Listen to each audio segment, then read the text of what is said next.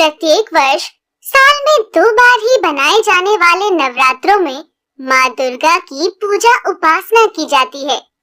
इन 9 दिनों की उपासना में माँ दुर्गा के भिन्न भिन्न रूपों का अपना एक अलग ही महत्व है। माँ दुर्गा प्रकृति है और वो प्रकृति की रक्षा करने के लिए सदैव सजग रहती हैं। माँ ने अनेक रूपों में अवतार लिए। माँ के 9 रूपों की उपासना भक्तगण पूरी भक्ति के साथ करते हैं और माँ दुर्गा के प्रत्येक रूप के पीछे धार्मिक, सामाजिक और सांस्कृतिक महत्व है। आइए पहली नवरात्रि में पूजे जाने वाली माँ शैलपुत्री के बारे में विस्तार से जानते हैं। माँ दुर्गा का सर्वप्रथम रूप शैलपुत्री है। हिमालयन के यहाँ पुत्री के रूप में जन्म लेने पर उनका नाम सती पड़ा। एक बार की बात है, सती का विवाह भगवान शिव के साथ हो चुका था, किंतु इस विवाह से प्रजापति बिल्कुल भी प्रसन्न नहीं थे और उन्होंने अपने भवन में एक बड़े यज्ञ का आयोजन किया। स्वामी, आपने सब देवी देवताओं, गंधर्व, अपनी पुत्री, अपनी जमाताओं सबको इस यज्ञ में शामिल होने का न्योता दिया है, किंतु स्वामी आप भूल रहे हैं कि आपने महादेव और सती को इस यज्ञ में नहीं बुलाया। कौन महादेव? वो जो हर समय मरे हुए लोगों की भस्म से अपने शरीर को रंगते हैं, जिनके इर्द गिर्द दैत्य और गणों का जमावड़ा रहता है। उस पुत्री को निमंत्रण दूं जिसने अपने लिए एक ऐसे वर की इच्छा की है। मैं इस महायज्ञ में ऐसे किसी भी साधु को आमंत्रित नहीं करूंगा जिसके माता पिता तक का नाम भी ना पता हो। किंतु स्वामी, ये तो आप अपनी पुत्री के साथ अन्याय करेंगे। अगर अन्याय है तो अन्याय ही सही, लेकिन मैं महादेव और सती को अपने महायज्ञ में आमंत्रित नहीं करूंगा। प्रजापति महायज्ञ की तैयारी कर रहे थे और जैसे ही ये सूचना माँ सती को मिलती है तो वो महादेव से बोलती हैं।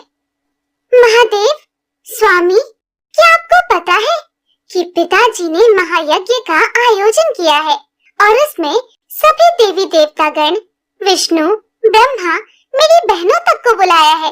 चले स्वामी, हम भी चलते हैं। इस बहाने से मैं अपनी बहनों और माता से मिल लूंगी। माँ सती की बात सुनकर महादेव मुस्कुराने लगते हैं। स्वामी, आप यहाँ मंद मंद मुस्कुरा रहे हैं। आप मेरी मन की व्यथा नहीं समझ रहे हैं। पिताश्री ने इतने बड़े यज्ञ का आयोजन किया है, हमें वहाँ जाना चाहिए। प्रिय, ये अच्छी बात है कि आपके पिताजी ने एक महायज्ञ का आयोजन किया है तथा सभी को आमंत्रित किया है, किंतु सती, तुम भूल रही हो कि उन्होंने हमें आमंत्रित नहीं किया है और बिना किसी के निमंत्रण के जाना सभ्य नहीं होता। आप भी कैसी बातें कर रहे हैं महादेव? भला एक पिता अपनी पुत्री को निमंत्रण पत्र क्यों देगा? ये तो पुत्री का कर्तव्य है कि अगर उसके मायके में कुछ हो रहा है तो वो बिन बुलाए चली जाए। नहीं प्रिय, ये बिल्कुल अनुचित है। माना वो तुम्हारे पिता हैं और तुम उनकी पुत्री हो, किंतु तुम अब विवाहित हो। तुम्हारा विवाह मेरे साथ हुआ है। मैं ये नहीं कहता कि प्रजापति मुझे आकर निमंत्रण दें, लेकिन अगर उन्हें तुम्हें बुलाना होता तो वो तुम्हें निमंत्रण अवश्य देते। इसीलिए हम दोनों का वहां जाना उचित ना होगा। किंतु माँ सती ये जानने के बाद कि उनके पिता प्रजापति ने यज्ञ का आयोजन किया है तथा सभी को आमंत्रित किया है, अपने आप को रोक नहीं पाती। वो महादेव से आज्ञा लेकर अपने पिता के यहाँ जाती हैं।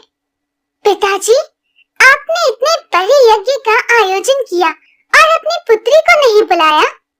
मैंने जिन जिन लोगों को आमंत्रित करना था उन सबको आमंत्रित कर लिया है, और वैसे तुम बगैर निमंत्रण के यहाँ आई हो। आप अब ऐसा तो मत कहिए। सती कितने दिल से आई है। आओ पुत्री, तुम्हारा स्वागत है। महादेव नहीं आए? माँ, मुझे जैसे ही पता चला महायज्ञ हो रहा है, मैं यहाँ आ गई। मैंने महादेव से कहा था, किंतु उन्होंने कहा कि बगैर निमंत्रण किसी के यहाँ नहीं जाना चाहिए। सती, तुमसे समझदार तो तुम्हारा वो पति ठहरा। शमशान की राख को शरीर पर लपेट कर रहने वाले का मेरे यज्ञ में कोई स्थान नहीं है। पिताजी, आपको जो कहना है मुझे कह लीजिए, लेकिन महादेव के बारे में अन्यथा कोई भी अपशब्द मत बोलिए। क्यों ना कहूँ? क्या वो इस यज्ञ में आने के योग्य है? भूत पिशाचों के बीच में रहता है, घर तक नहीं है उसके पास। मुझे तो तुम्हें भी इस हालत में देखकर आश्चर्य होता है। तुम भी उसके साथ साथ रहकर उसी के जैसी हो गई हो। देखो अपनी बहनों को, उनके पतियों को, सबके वस्त्र देखो, आभूषण देखो। आखिर उस अघोरी ने तुम्हें दिया ही क्या है? बस कीजिए पिताजी, मैं आपको कुछ नहीं कह रही हूँ, तो आप महादेव के बारे में कुछ भी बोले जा रहे हैं। सही कह रहे थे महादेव, मुझे यहाँ आना ही नहीं चाहिए था। जहाँ एक स्त्री के पति का अपमान होता हो, उसे उस स्थान पर रुकना ही नहीं चाहिए। तुम्हें मैंने वैसे भी निमंत्रण नहीं दिया था। तुम अभी इस समय इस यज्ञ से चली जाओ। अपना तथा महादेव का अपमान माँ सती सह नहीं पाई और उन्होंने अपने पिता प्रजापति को दंड देने के लिए स्वयं को यज्ञ की अग्नि में स्वाहा कर दिया। उन्हें ऐसा करते देख उनकी बहन और माता चित्कार उठी और उधर महादेव को जैसे ही आभास होता है कि शैलपुत्री अग्निकुंड में स्वाहा हो रही हैं, वो क्रोधित होकर महाराज प्रजापति के यहाँ उपस्थित होते हैं। सती के जलते हुए शरीर को देखकर भगवान शिव दारुण दुखी से दुखी हो उस यज्ञ को ध्वस्त कर देते हैं और माँ सती के जलते हुए शरीर को हाथों में उठाकर दुखी मन से वहां से चल देते हैं। माँ सती के शरीर के जलते हुए अंग जहाँ जहाँ पर गिरे वो धरती पावन हो गई। वहीं माँ सती आगे चलकर हिमालय के यहाँ पुत्री के रूप में जन्म लेती हैं और अगले जन्म में भी वो भगवान शिव की अर्धांगिनी बनती है। माँ शैलपुत्री के इस रूप में हमें अनंत शक्ति का आभास होता है। माँ शैलपुत्री का वाहन गाय है तथा माता के इस रूप की आराधना करने से मनुष्य का चंद्रमा सही रहता है। वहीं दूसरा नवरात्र माँ दुर्गा के स्वरूप ज्ञान की देवी ब्रह्मचारिणी का मनाया जाता है। माँ ब्रह्मचारिणी की कथा मनुष्य को जीवन के कठिन क्षणों में संबल बनने की प्रेरणा देती है। माँ ब्रह्मचारिणी ने भी हिमालय के यहाँ पुत्री के रूप में जन्म लिया और जब उनके विवाह की बात चली तो एक दिन नारद मुनि उनके समक्ष उपस्थित होते हैं। नारायण नारायण, हे माते, आपके घर में आपके विवाह की बातें चल रही हैं, किंतु मैं यहाँ ये अवगत कराने आया हूँ कि आप अपने पिछले जन्म में सती थी और आप भगवान शिव की अर्धांगिनी थी। आपके देह दाह करने के पश्चात भगवान शिव घोर तपस्या में लीन हो गए। हे माते, संसार के कल्याण के लिए तथा महादेव की तपस्या को समाप्त करने के लिए आपका भगवान शिव से विवाह होना अत्यंत आवश्यक है। हे ऋषिवर, आपने मुझे इस बात से तो अवगत करा दिया, किंतु महादेव को मैं कैसे पा सकती हूँ, इसका वर्णन तो आपने किया ही नहीं। नारायण नारायण, आप तो स्वयं ज्ञान से परिपूर्ण है माते, और आप ये भली बात जानती हैं कि महादेव को पाना इतना भी सरल नहीं है। उसके लिए तो आपको तपस्या करनी होगी। आपकी तपस्या ही महादेव को फिर से प्रकृति के समीप ले आएगी। महादेव के विवाह के लिए जब माता अपनी माँ और पिताजी से आज्ञा लेती है, हे पुत्री, महादेव ही क्यों, इतनी कठिन भक्ति के लिए मैं तुम्हें कैसे आज्ञा दे सकती हूँ।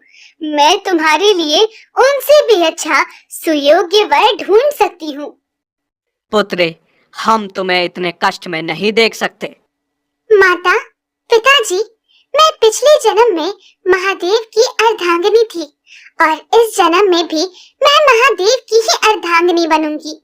इसके लिए मैं भगवान महादेव की कितनी भी कठिन उपासना कर सकती हूँ। मुझे मेरे कर्तव्य से ना रोके। आप दोनों मुझे आज्ञा दें कि मैं अपनी तपस्या में सफल हो जाऊं। माँ को अपने वचनों पर अडिग देखकर उनके माता पिता उन्हें तपस्या की आज्ञा दे देते हैं। भगवान महादेव के बारे में सब जानने के बाद माँ ब्रह्मचारिणी उपासना में बैठ जाती हैं और लगातार 1000 वर्षों तक वो महादेव की तपस्या करती हैं।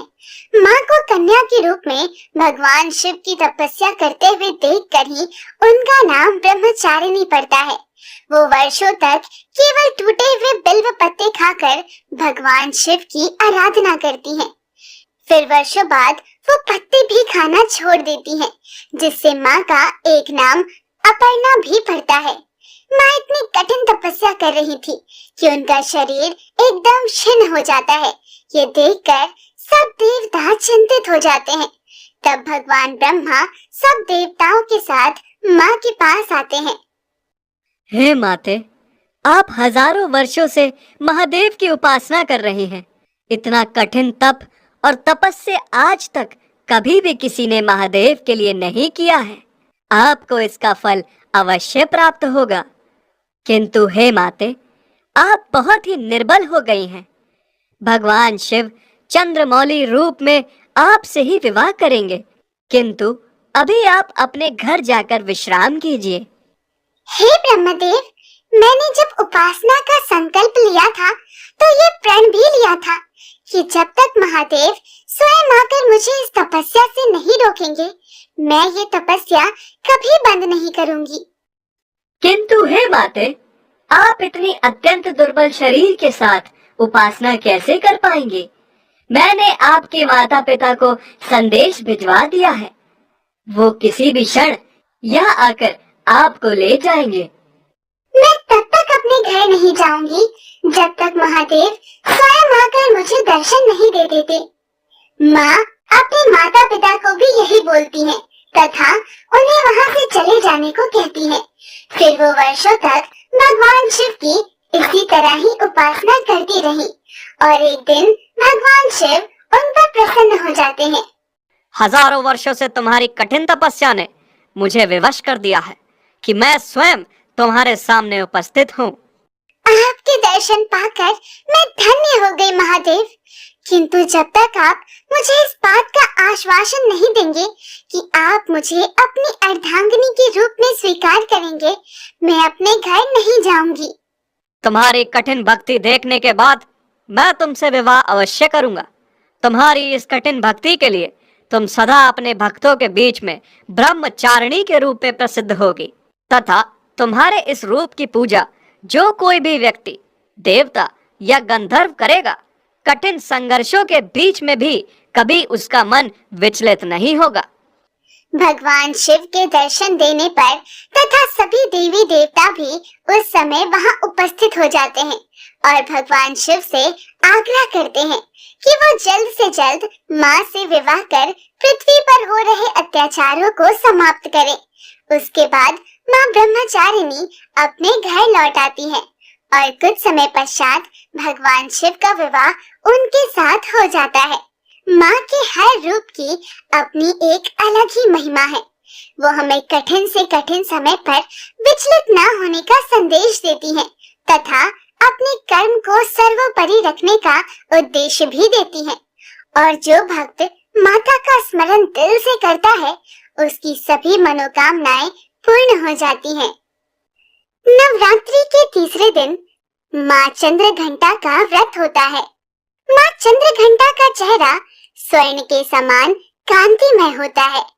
माँ के मुखमंडल पर सूर्य जैसी आभा होती है और माँ के सिर पर आधा चंद्रमा सुशोभित होता है। वो ऐसा लगता है जैसे कि मंदिर का घंटा हो, इसलिए माँ का नाम चंद्रघंटा पड़ा। माँ चंद्रघंटा की भक्ति कर रहे भक्तजनों के सभी पाप नष्ट हो जाते हैं तथा वो भय मुक्त हो जाते हैं। और इसका एक बहुत बड़ा कारण है कि माँ चंद्रघंटा ने हजारों वर्ष पूर्व एक ऐसे राक्षस का वध किया जिसको स्वयं भगवान भी नहीं मार सकते थे। एक बार की बात है, महिषासुर नामक राक्षस हुआ करता था। एक बार देवता और असुरों में युद्ध होता है। असुरों का राजा महिषासुर और देवताओं के राजा इंद्र थे। लगातार कई वर्षों तक युद्ध चलता रहा और अंत में महिषासुर इंद्रदेव को हराकर स्वर्ग पर अपना आधिपत्य कर लेता है। इंद्रदेव को अपना राज्य छोड़कर जाना पड़ा। वो और उसके सब देवता गंधर्व भगवान विष्णु, भगवान शिव और ब्रह्मदेव के पास जाकर प्रार्थना करते हैं। हे प्रभु, ब्रह्मा, विष्णु, महेश, वर्षों से महिषासुर के साथ स्वर्ग की रक्षा करते करते अंत में हम महिषासुर से पराजित हो ही गए हैं। उसने स्वर्ग को हथिया लिया है। हे भगवान, हम देवता धरती पर विचरण करने के लिए विवश हो गए हैं। नाथ, हमारी रक्षा करें।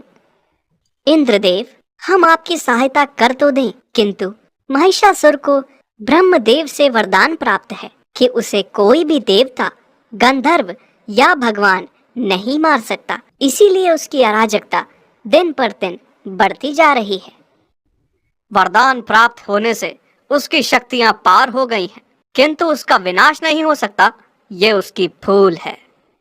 हे भगवान, उसकी कठिन तपस्या देखने के बाद मैंने उसे वरदान दिया था, किंतु उसने इसका गलत प्रयोग कर अपनी मृत्यु को स्वयं बुलावा दिया है। तभी तीनों देवता अपने अंदर से एक ऊर्जा उत्पन्न करते हैं और समस्त देवतागण भी अपनी शक्तियां उस ऊर्जा में समाहित कर देते हैं, जिससे शक्ति का रूप लिए मां चंद्रघंटा प्रकट होती हैं। भगवान विष्णु उन्हें अपना चक्र प्रदान करते हैं, भगवान शिव अपना त्रिशूल देते हैं, इंद्र अपना अस्त्र व्रज उन्हें प्रदान करते हैं तथा ऐरावत के गले में बंधी हुई घंटी उनके माथे पर लगा देते हैं, जिससे उनका नाम चंद्रघंटा पड़ा। मां चंद्रघंटा भगवान महादेव को प्रणाम करती हैं।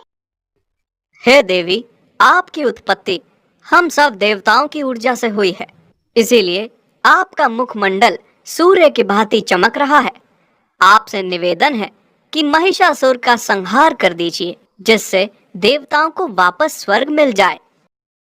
हे भगवान, जिस कार्य के लिए मेरी उत्पत्ति की गई है, मैं शीघ्र कार्य को पूर्ण कर आपको महिषासुर के संहार की शुभ सूचना देती हूँ। अब मुझे आज्ञा दीजिए प्रभु। ये कहकर वो देवी अपनी सवारी सिंह पर सवार होकर अपनी 8 भुजाओं में अपने अस्त्र, खड्ग, तलवार, चक्र, गदा, त्रिशूल और धनुष लेकर चल पड़ती हैं। उनके मुंह से निकली हुई गर्जना से तीनों लोग कांप उठते हैं और फिर वो महिषासुर को युद्ध के लिए ललकारती हैं।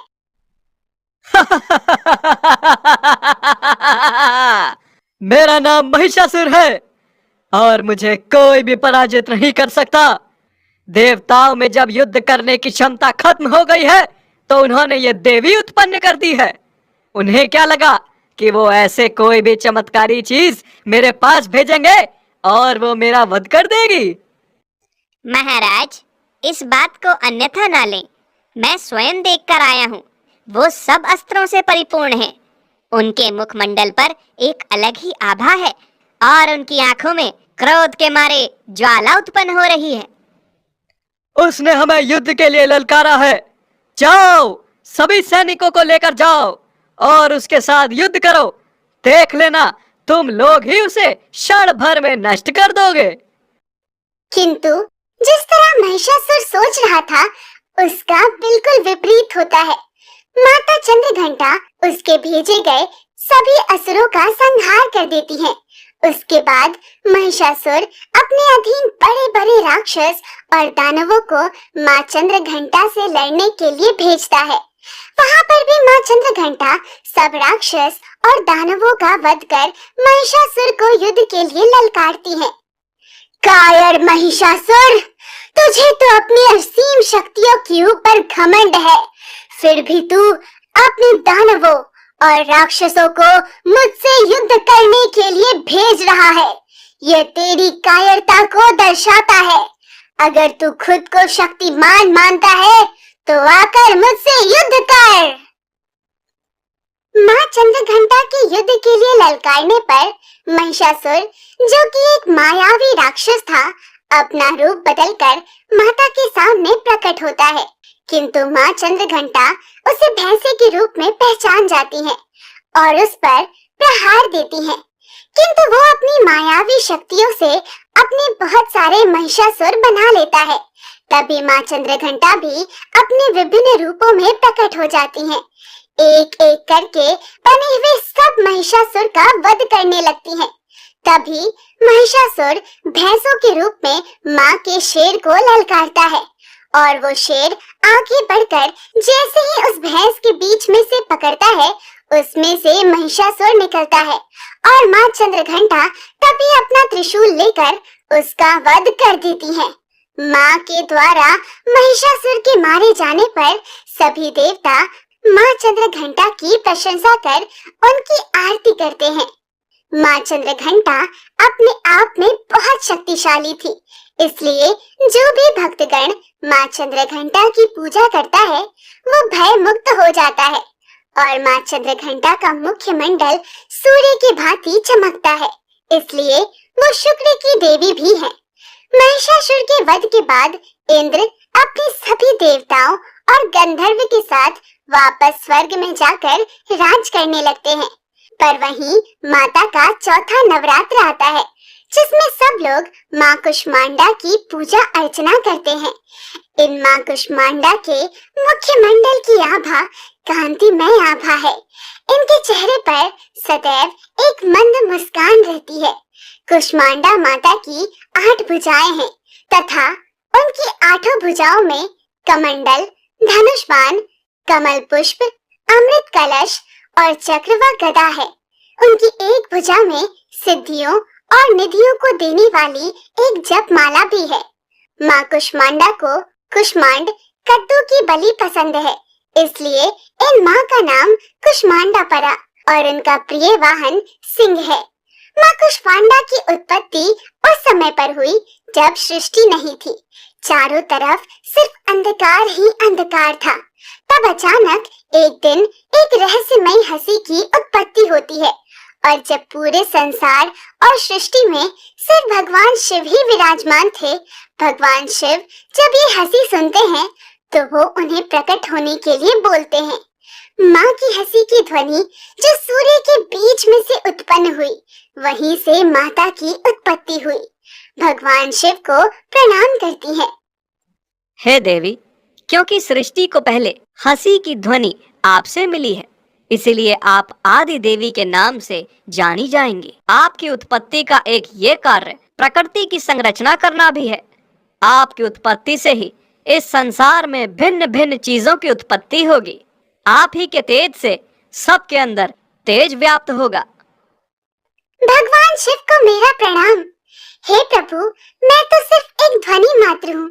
आपने मुझे जिस कार्य के लिए उत्पन्न किया है, उसके लिए मुझे असीम शक्तियों की आवश्यकता पड़ेगी। हे देवी, तुम 8 भुजाओं वाली, सौम्य चेहरे वाली तथा तुम्हारे चेहरे पर एक आभा व्याप्त रहेगी। तुम भिन्न भिन्न प्रकार की शक्तियों से परिपूर्ण होगी। सृष्टि के निर्माण के बाद तुम्हें कुष्मांडा नाम से जाना जाएगा और तुम्हें पूजने वाले भक्तों को भय या डर नहीं रहेगा। हे प्रभु, आपकी दी गई असीम शक्तियों का प्रयोग मैं सृष्टि उत्पत्ति में करूंगी। तब आदि शक्ति कुष्मांडा ने पृथ्वी की संरचना की। हमारी पूरी पृथ्वी की उत्पत्ति एक ध्वनि से हुई और वो ध्वनि सारे संसार में व्याप्त है। अगर इस पृथ्वी पर कुछ भी सत्य है तो वो सिर्फ और सिर्फ ध्वनि है।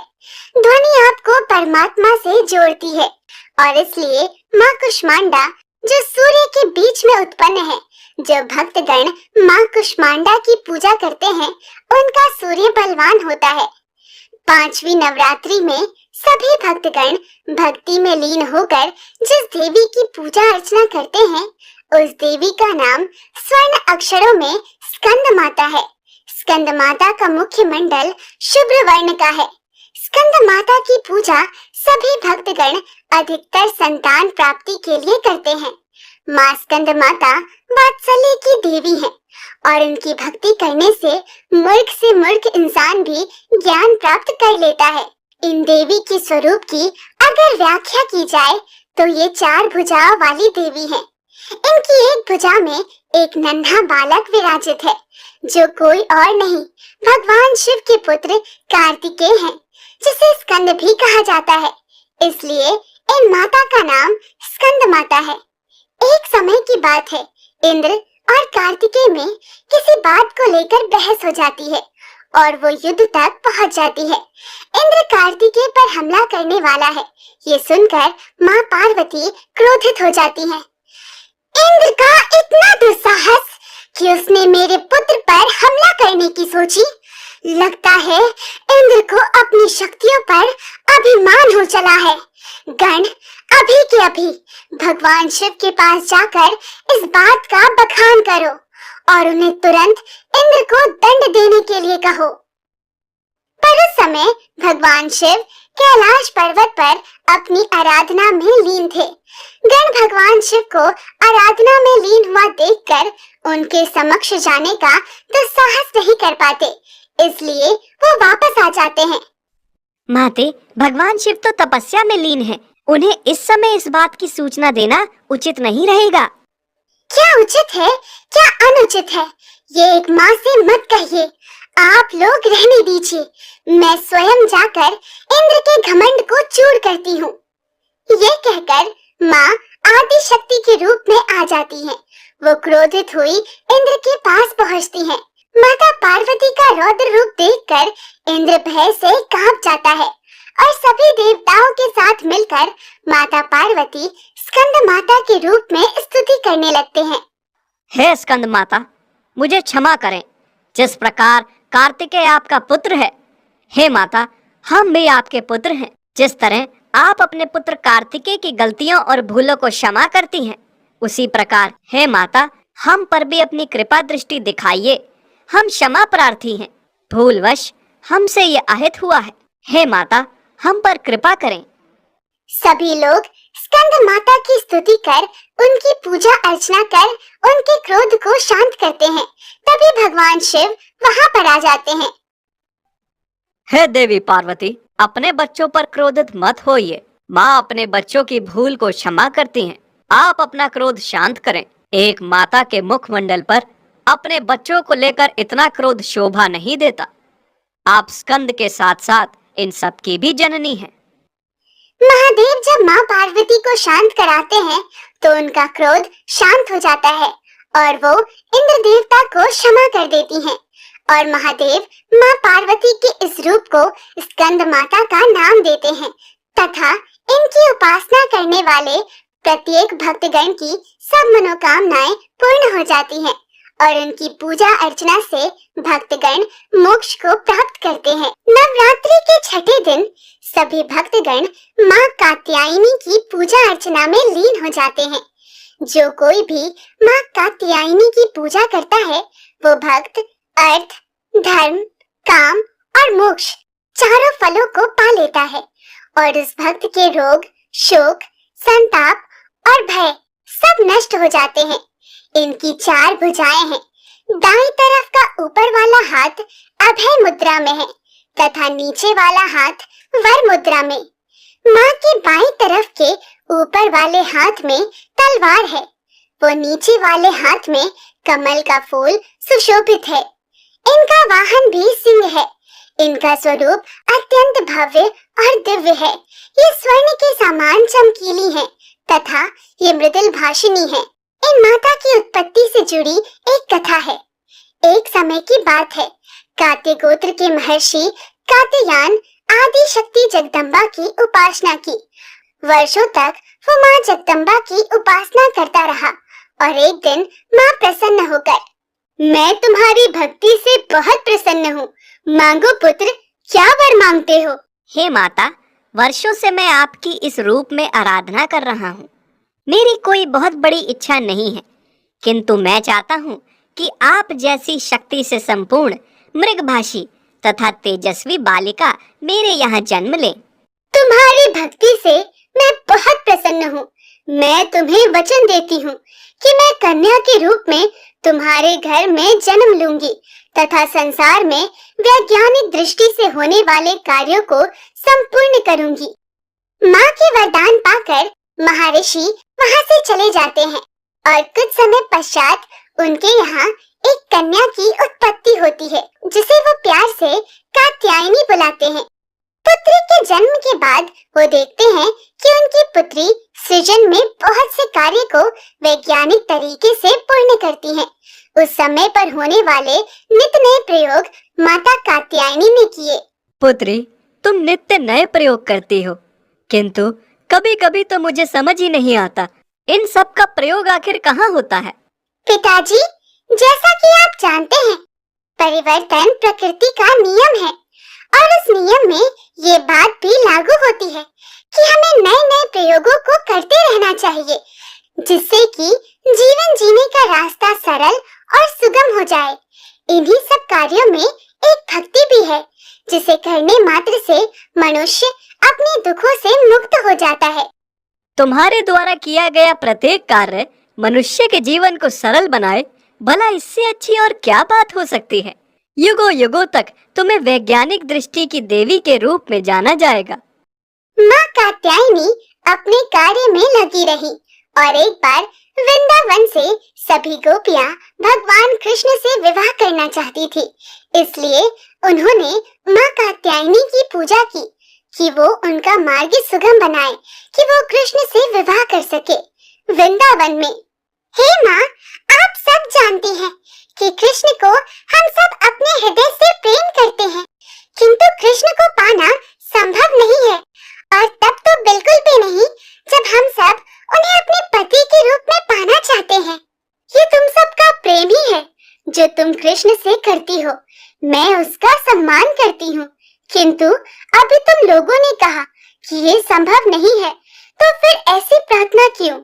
कृष्ण तो प्रेम के दीवाने हैं और किसी भी प्राणी वस्तुओं को जब हम प्रेम से अपने आप से जोड़े रखते हैं तो वो सदैव ही हमारा रहता है। इसलिए तुम सब सिर्फ कृष्ण की आराधना करो, उनके प्रेम को प्राप्त करो। कृष्ण स्वयं ही तुम सबके हो जाएंगे। माँ से मिले ज्ञान से वो सभी गोपियाँ कृष्ण के प्रेम में डूबे हुए भाव विभोर हो जाती हैं तथा माँ को ज्ञान देने के लिए धन्यवाद करती हैं।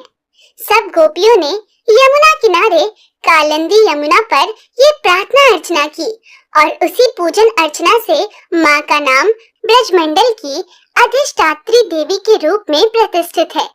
माँ कात्यायनी शत्रुहंता है, इसलिए इनकी पूजा करने से शत्रु पराजित होते हैं और जीवन सुखमय बनता है। जबकि माँ कात्यायनी की पूजा करने से कुंवारी कन्याओं का विवाह होता है। नवरात्रि के छठे दिन भक्त का मन आग्नेय चक्र पर केंद्रित होना चाहिए। अगर भक्त खुद को पूरी तरह से माँ कात्यायनी को समर्पित कर दे तो माँ कात्यायनी उसे अपना असीम आशीर्वाद प्रदान करती हैं। कात्यायनी देवी की पूजा करने से बृहस्पति ग्रह से संबंधित दोष समाप्त होते हैं। इसलिए जिस किसी के भी कामों को बनने में बाधा आती है उसे माँ कात्यायनी की पूजा करनी चाहिए। सातवां नवरात्र माँ कालरात्रि का होता है। जैसा उनका नाम है वैसा ही उनका रूप है।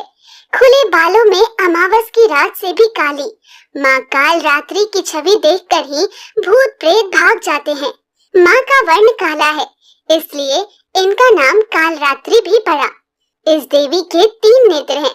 ये तीनों ही नेत्र ब्रह्मांड के समान गोल हैं, जो अपने आसपास होने वाली सभी गतिविधियों पर पैनी दृष्टि रखती हैं। इनकी सांसों से अग्नि निकलती रहती है, जिससे उत्पन्न होने वाली ज्वाला से मनुष्य के दुख कम हो जाते हैं। ये गधे की सवारी करती हैं, जो ये दर्शाता है कि कोई भी जीव अपने आप में छोटा नहीं है, सबका अपना एक अलग ही महत्व है। ऊपर बैठे हुए दाहिने हाथ की वर मुद्रा भक्तों को वर देती है। दाहिने की तरफ का नीचे वाला हाथ अभय मुद्रा में है, यानी भक्तों हमेशा निडर निर्भय रहो। नाम से अभिव्यक्त होता है कि माँ दुर्गा की ये 7वीं शक्ति कालरात्रि के नाम से जानी जाती है, अर्थात जिनके शरीर का रंग घने अंधकार की तरह एकदम काला है। नाम से ही पता चलता है कि इनका रूप भयानक है। सिर के बाल बिखरे हुए हैं और गले में विद्युत की तरह चमकने वाली माला है। बाएं तरफ के ऊपर वाले हाथ में लोहे का कांटा तथा नीचे वाले हाथ में खड्ग है।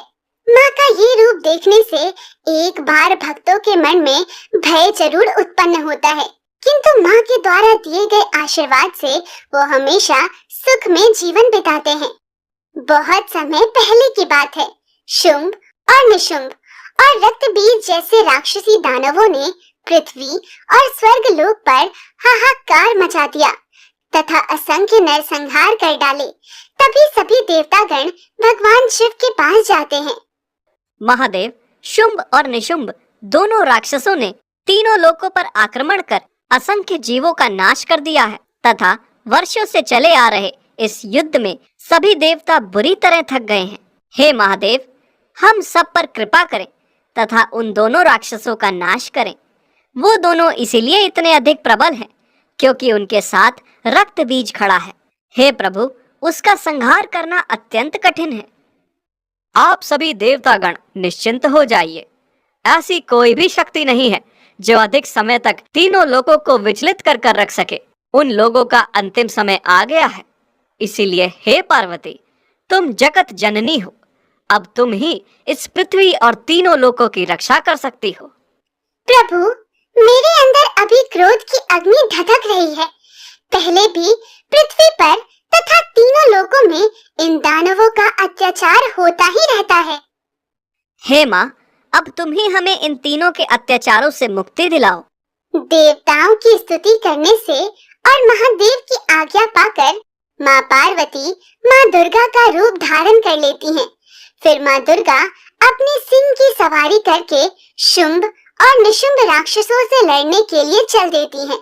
वर्षों तक लगातार लड़ने के बाद माँ दुर्गा उन दोनों का वध कर देती हैं। उन दोनों का वध हुआ देख रक्त बीज क्रोध से पागल हो जाता है और वो माँ दुर्गा से युद्ध करने के लिए मैदान में आ जाता है। देवताओं द्वारा भेजे जाने पर तुम्हें अपनी शक्तियों पर लगता है बहुत अभिमान हो गया है। शुंभ और निशुंभ को तो तुमने मार दिया, किंतु तुम मुझे कभी पराजित नहीं कर सकती। कौन अभिमानी है और कौन नहीं, इसका पता तो बाद में लगेगा। किंतु तुम्हारे किए गए अत्याचारों से लोगों के मन में जो देवताओं के प्रति अविश्वास जागृत हुआ है, उसे तो मैं तुम्हारा वध करके ही समाप्त करूंगी। इस धरती पर या स्वर्ग लोक में भी ऐसा कोई नहीं है, ना कोई देवता ना कोई भगवान जो मेरा संहार कर सके। मैं कभी समाप्त नहीं हो सकता। ये कहकर वो माँ दुर्गा पर आक्रमण कर देता है। माँ दुर्गा संभलते हुए उसके ऊपर अपने तीरों की वर्षा कर देती हैं। तीर लगने से रक्त बीज के शरीर के टुकड़े टुकड़े होकर जमीन पर बिखर जाते हैं। ये देखकर माँ दुर्गा प्रसन्न हो जाती हैं कि उसने रक्त बीज का संहार कर दिया। किंतु कुछ क्षण बाद ही पृथ्वी पर बिखरे हुए रक्त बीज के जितने भी टुकड़े थे, उनमें से एक एक रक्त बीज उत्पन्न हो जाता है। यह देखकर माँ दुर्गा उन सबको फिर से अपने अस्त्रों से पराजित कर मार डालती हैं। लेकिन रक्त बीज से उत्पन्न रक्त बीज के और जितने टुकड़े होते हैं, वो फिर से रक्त बीज बन जाते हैं। अब एक बड़ी सेना माँ दुर्गा के सामने खड़ी थी और वो सब के सब रक्त बीज हैं। उस दिन का युद्ध समाप्त हो जाता है। माँ दुर्गा रक्त बीज को समाप्त करने के उपाय ढूंढने लगती हैं। अगली सुबह युद्ध की घोषणा के साथ माँ दुर्गा और रक्त बीज की सेना के बीच में संघर्ष शुरू होता है। किंतु आज भी वही समस्या थी कि रक्त बीज के टुकड़े जितने भी जमीन पर गिरते, उसमें से एक रक्त बीज और उत्पन्न हो जाता। तब माँ दुर्गा ने अपने काल रात्रि रूप का आवाहन किया और देखते ही देखते रक्त बीजों के सामने काल रात्रि माता का आगमन हुआ।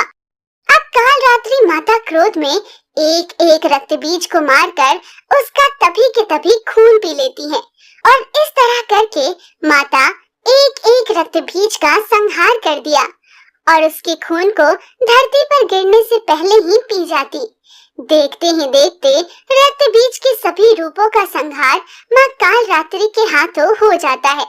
अंत में रक्त बीज बचता है, जिसको माँ काल रात्रि गर्दन से काट देती है और उसके खून को पी लेती है, जिससे उनका संहार हो जाता है।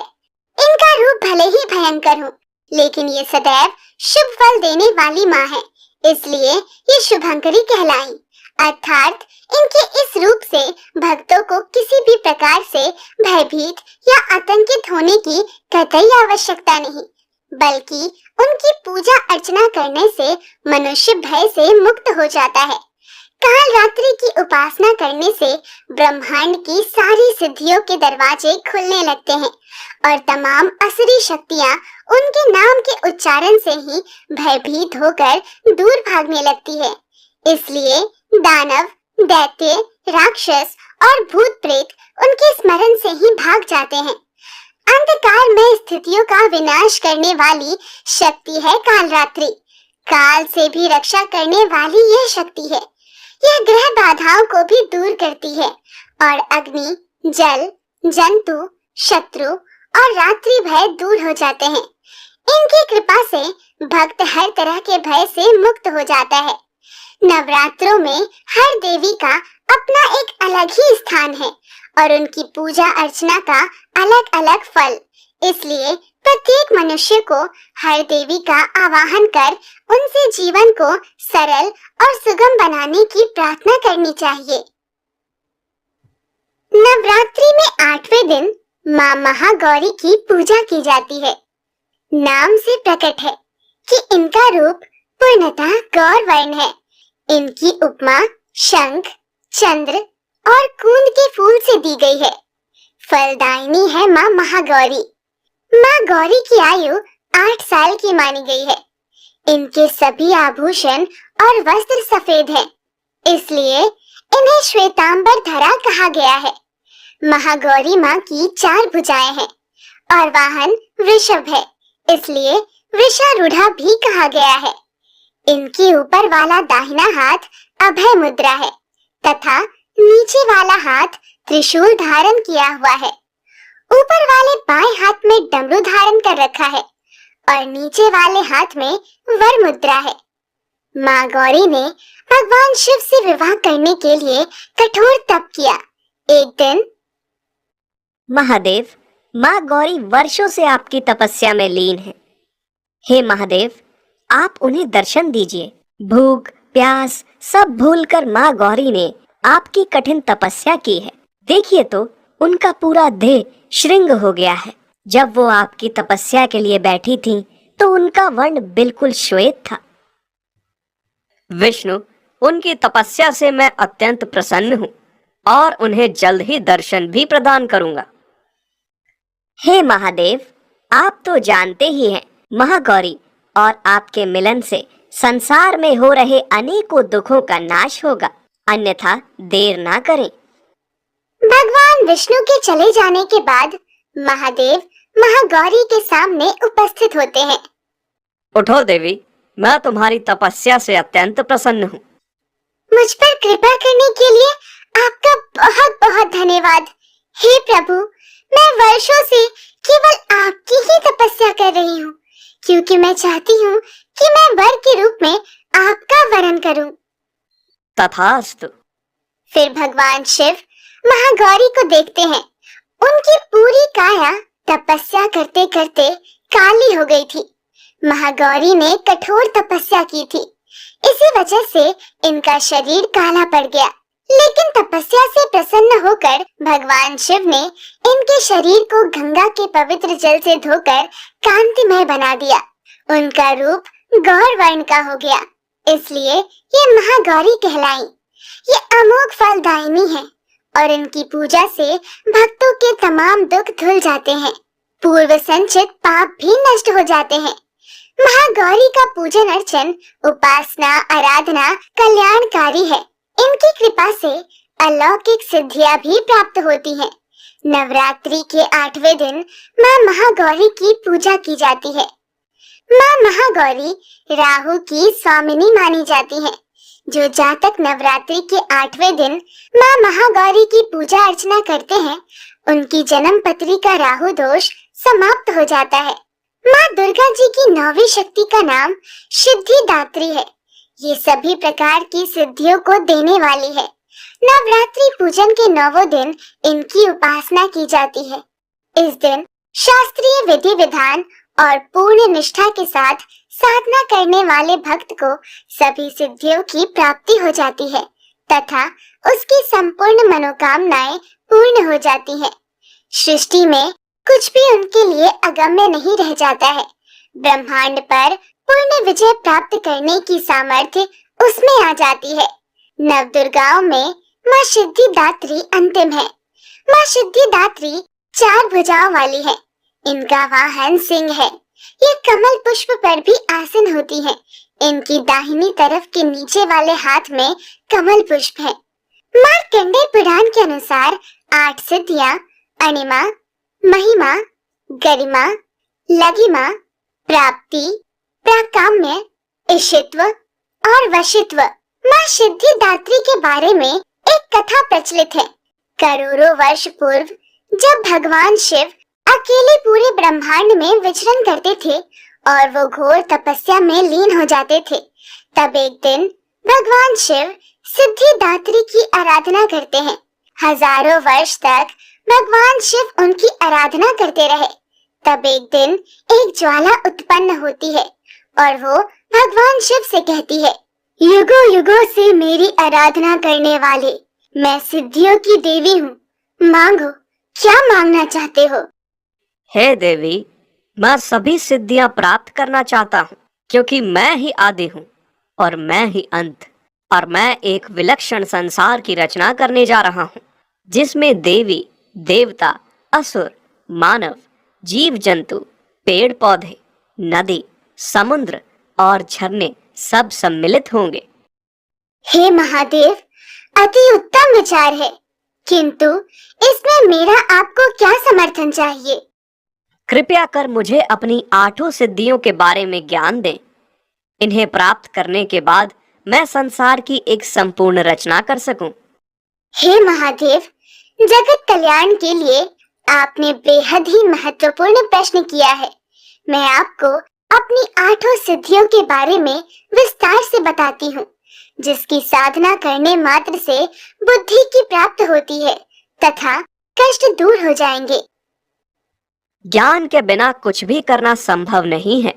इसीलिए हे देवी, आप मुझे अपनी सिद्धियों के बारे में बताएं तथा उन्हें प्राप्त करने से क्या फल प्राप्त होगा। मेरी पहली सिद्धि अणिमा सिद्धि है। स्वयं को छोटा कर लेने की क्षमता को ही अणिमा कहा जाता है। इस सिद्धि को प्राप्त कर लेने से इंसान छोटा शरीर धारण कर लेता है। साधक जब चाहे एक अणु के बराबर का सूक्ष्म देह धारण करने में सक्षम होता है, जिससे वो वातावरण में विचरण कर सकता है तथा अणु के रूप में एक स्थान से दूसरे स्थान तक जा सकता है और ये सारे वातावरण में व्याप्त होगा। दूसरी सिद्धि महिमा है। इस सिद्धि को प्राप्त करने के बाद मनुष्य अपने आप को असीमित विशाल बनाने की क्षमता रखता है। वो अपने शरीर को किसी भी सीमा तक फैला सकता है। साथ ही वो प्रकृति का विस्तार भी कर सकता है। इस सिद्धि के द्वारा हम अपने मन को विस्तार दे सकते हैं तथा मन से उठे हुए विचारों से नित नए कार्य कर सकते हैं। हे महादेव, मेरी तीसरी सिद्धि का नाम है गरिमा। इस सिद्धि को प्राप्त करने के बाद व्यक्ति का आकार तो सीमित रहता है, लेकिन शरीर का भार इतना बढ़ जाता है कि कोई उसको हिला तक नहीं सकता। ये सिद्धि गरिमा को दिखाती है। आपकी गरिमा का भार आपके व्यक्तित्व को दिखाता है और वो सदैव उच्च होना चाहिए। और चौथी सिद्धि है लघिमा।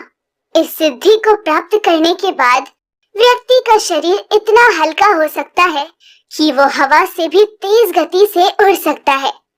उसके शरीर का भार ना के बराबर हो जाता है।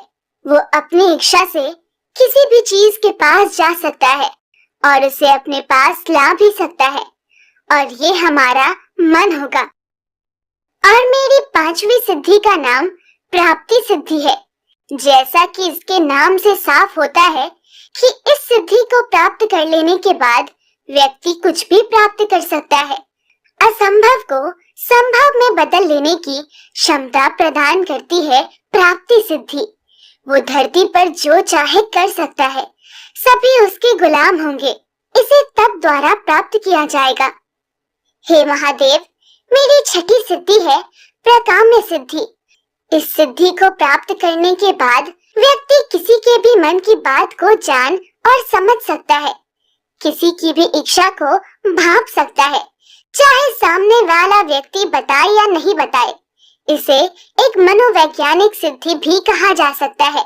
मनुष्य, देवता या भगवान अपने ज्ञान को इतना बढ़ा सकते हैं कि वो सामने वाले के बगैर कुछ कहे उसकी भावनाओं को समझ सकता है, और संसार की रचना के लिए ये एक मूल सिद्धि है। और सातवीं सिद्धि का नाम इशिता, और इसका अर्थ होता है आधिपत्य। ये भगवान की उपाधि है। इस सिद्धि को प्राप्त करने के बाद व्यक्ति भगवान की श्रेणी में खड़ा हो जाता है। वो दुनिया पर अपना स्वामित्व प्राप्त करता है, और इसे प्राप्त करने के लिए मनुष्य को कठोर तपस्या करनी होगी, जिसके फलस्वरूप उन्हें देश प्रेमी प्रदान की जाएगी कि बाकी मनुष्य उन्हें भगवान की भांति पूजे। उसमें जो प्रथम गुरु आएंगे, क्योंकि गुरु के बिना ज्ञान संभव नहीं है। आठवीं वशीता सिद्धि है। इस सिद्धि को प्राप्त करने के बाद व्यक्ति किसी भी व्यक्ति अथवा वस्तु को आसानी से अपने वश में कर सकता है, चाहे फिर वो जानवर, पक्षी या फिर इंसान ही क्यों ना हो। वो किसी की भी पराजय का कारण बन सकता है। हे महादेव, क्योंकि जब इस संसार की रचना की जाएगी तब ऐसे बहुत से ऋषि मुनि, मनुष्य, देवता या गंधर्व होंगे जो वशीभूत होकर किसी को भी अपने वश में करना चाहेंगे। यहाँ मनुष्य लालच को भी जन्म दे सकता है। ऋषि मुनि, भगवान उसे वरदान प्राप्त करेंगे और वही असुर देवताओं की आराधना कर उनसे शक्ति अर्जित करेंगे। भगवान शिव ने सारी सिद्धियों को प्राप्त किया और ब्रह्मा और विष्णु की रचना की। फिर ब्रह्मा और विष्णु ने मिलकर इस संसार की रचना की, जहाँ सभी देवियों को आज पूज्य माना जाता है। नवरात्रि इस बात का भी प्रतीक है कि स्त्री सदैव से पूजनीय है। संसार की रचना बिना स्त्री के संभव नहीं। वो कोमल है, मृदुल भाषिणी है, किंतु स्वयं की रक्षा या परिवार की रक्षा के लिए वह अस्त्र उठाने वाली माँ दुर्गा भी है। आज के युग में कठिन तप जो कोई भी करता है वो माँ की कृपा का पात्र बनता ही है। अन्य 8 दुर्गाओं की पूजा उपासना शास्त्रीय विधि विधान के अनुसार करते हुए भक्त दुर्गा पूजा के 9वें दिन इनकी उपासना में प्रवृत्त होते हैं। इन सिद्धिदात्री माँ की उपासना पूर्ण कर लेने के बाद भक्तों और साधकों की लौकिक, परलौकिक सभी प्रकार की कामनाओं की पूर्ति हो जाती है। 9वीं के दिन माँ सिद्धिदात्री की पूजा की जाती है। देवी की इस रूप को केतु ग्रह की स्वामिनी माना गया है। जो जातक 9वीं के दिन माँ सिद्धिदात्री की पूजा अर्चना करते हैं, उनके जीवन से केतु का दोष हट जाता है।